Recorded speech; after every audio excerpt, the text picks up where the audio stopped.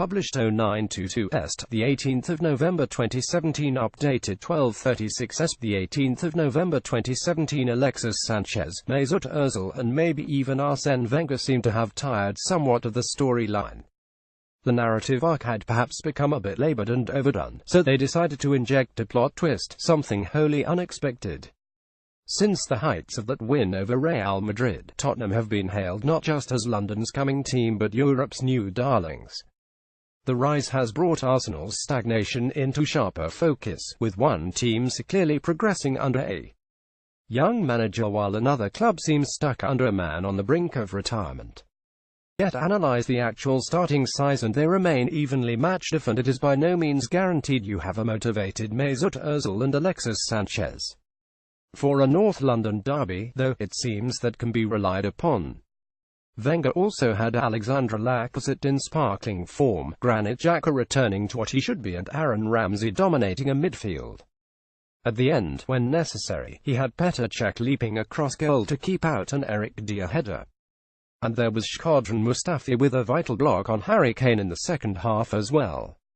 And all that adds up to a fairly useful side. Shkodran Mustafi headed Arsenal in front against Tottenham 10 minutes before half-time from a floated Mesut Ozil free-kick. The centre-back guided the ball past Hugo Lloris, though there were questions over if the free-kick should have been given.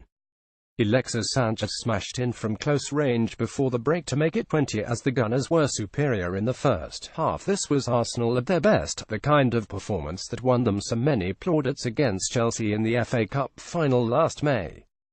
Then, you wondered whether it might be a springboard for something, a last hurrah for Wenger, perhaps. A summer of discontent and the debilitating winding down of the contracts of Arsenal's two best players seemingly sucked the life out of that optimism. But it seems a fortnight of hearing how Tottenham have overshadowed them had riled these Arsenal players and stirred them into life. Wenger denied it. But within minutes of the final whistle, Hector Bellerin had posted a picture with his finger on his lips which looked rather like he was telling those lauding Spurs to quieten down a little.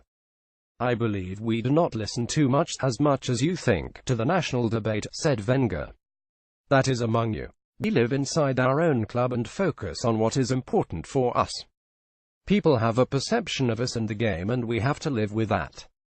We can only give one answer and that is on the pitch." The caveat was that Arsenal's first goal was offside. Even Mustafi said he was lucky to open the scoring, that Wenger was having none of it.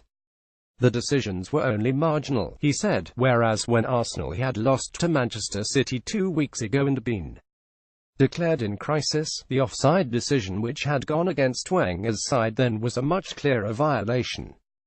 "We conceded a goal that was not marginally offside, it was a yard or offside, but no one found a word to say. Now when it is marginal, and I edit again and it is not certain it is offside, it is absolutely normal you have to answer that in a press conference. If you analyze it, the City game with our model, the game was a draw and the referee influenced the decision. This tackle by Davinson Sanchez was penalized by referee Mike Dean, and the free kick led to Arsenal's opening goal, a floated header by Mustafi second right. Beat Hugo Lloris by flying in off the post, sending the home crowd into rapture. Sanchez fired into the roof of the net, with Lloris beaten from almost on his goal line, to double Arsenal's advantage. Sanchez celebrates Arsenal's second goal, which came a mere 305 seconds after the Gunners scored their opener. Where Wenger was on stronger ground was on whether the free kick which led to the first goal on 36 minutes should have been awarded. It is true that Davinson Sanchez won the ball, but that was only after he had given Alexis Sanchez a solid push and then tackled through him to win it. Mesut Ozil's free kick was then delivered divinely on to the head of Shkodran Mustafi, though he had indeed strayed just offside prior to cutting back in to rise magnificently. That said, it was one of those headers whose trajectory was seemingly computer-controlled, so precise was its target, looping over everyone before striking the inside of the post and in, leaving Hugo Lloris helpless. But just as City were worthy winners against Arsenal, despite the dubious decision, so Arsenal were well worth the victory on Sunday, however the goals were achieved. They repeatedly found space behind the Tottenham back three and had come within a whisker of opening the scoring shortly before the opening goal when Bellerin's cross was but a millimetre away from connecting with Lacazette. The second goal came on 43 minutes and the flighted pass from Bellerin was delightful. Lacazette looked marginally offside when he rushed to collect it, though TV replays suggested it was only his arm, which of course does not count. From there on Arsenal exploited the break well.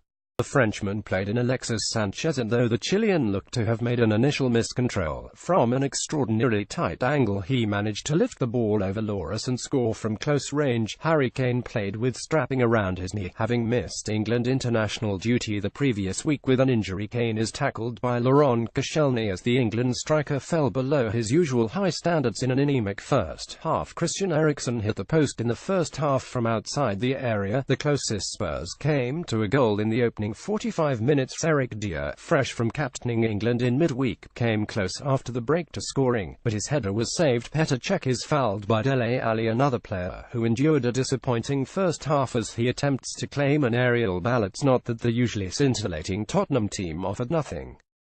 Christian Eriksen, fresh from his Dublin heroics, shot just wide in the first half and Harry Kane's header was plucked out of the air by Cech.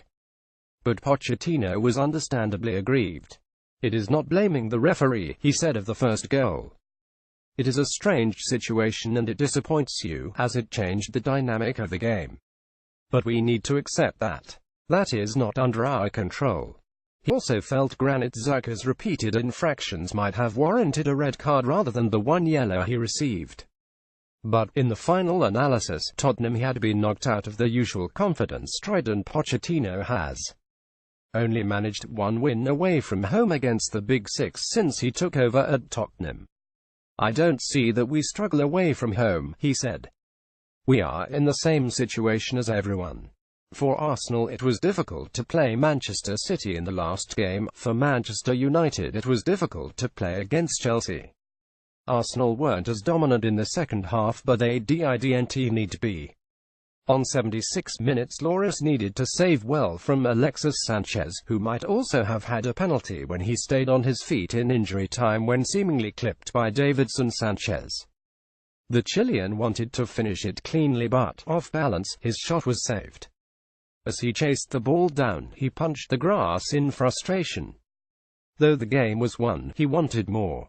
And if Arsenal showed that character more often, then no one would be talking about the relative decline. Kieran Trippier and Saad Kolasinac compete for an aerial ball during the early stages in rainy conditions in North London. Sanchez, potentially playing in his final derby at home for Arsenal, shields the ball from Spurs defender Sanchez. Aaron Ramsey was another Arsenal player who enjoyed a strong game, here dispossessing Christian Eriksen with a tackle. Mesut Ozil, another Arsenal star whose contract expires in the summer, passes under pressure from Jan Vertonghen. An Arsenal fan ignites a flare prior to the kick-off in the stands at the Emirates Stadium ahead of a fiercely competitive derby. Although Spurs improved in the second half, it was a disappointing day for the visitors as they conceded bragging rights with 15 minutes remaining. Both Ali and Kane were replaced, neither having made a significant impact on the game. Arsenal manager Arsene Wenger and Tottenham boss Mauricio Pochettino greet each other before the lunchtime kick-off.